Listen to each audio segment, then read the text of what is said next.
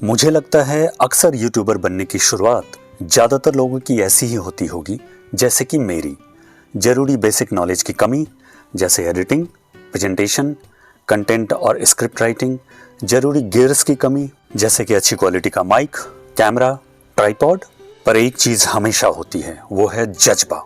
YouTuber बनने का जज्बा, अपनी बात, अपने विचार दुनिया से साझा करने का जज्बा और चैनल मोनेटाइज होने तक का धैर्य हो तो पैसा कमाने का और यूट्यूब पर अपना कैरियर बनाने का जज्बा।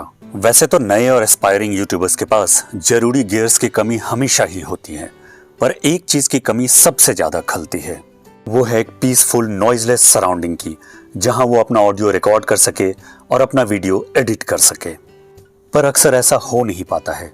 वो अपने घर के किसी भी कोने में जाकर रिकॉर्डिंग करे, दिन या रात किसी भी वक्त रिकॉर्डिंग करे, अक्सर इन्वायरमेंटल नॉइज कैप्चर हो ही जाती है। और ऐसी ही हालत मेरी भी है।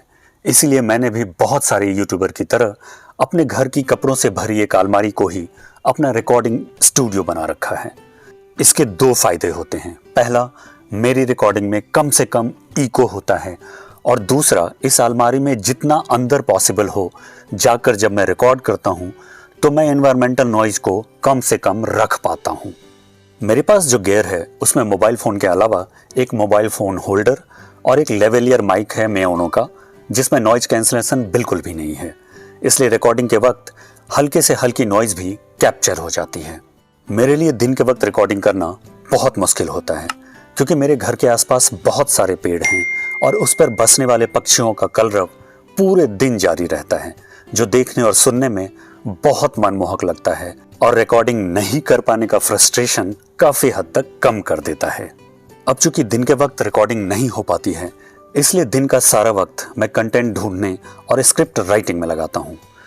पर रात की रिकॉर्डिंग भी कोई आसान नहीं होती।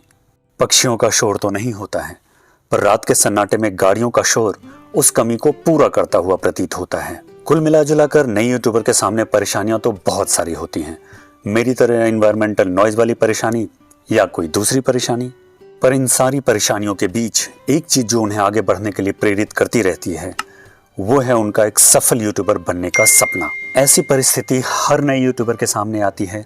ये संघर्ष हर नए यूट्यूबर को करना ही होता है उनके शुरुआती दिनों में। फर्क बस इतना होता है कि कुछ का संघर्ष जल्दी खत्म हो जाता है और कुछ लोगों को देर तक संघर्ष करना पड़ता है। पर अगर धैर्य रखकर संघर्ष करते जाएं तो सफलता जरूर मिलती है। बस सफल होने तक हार नहीं मानना है।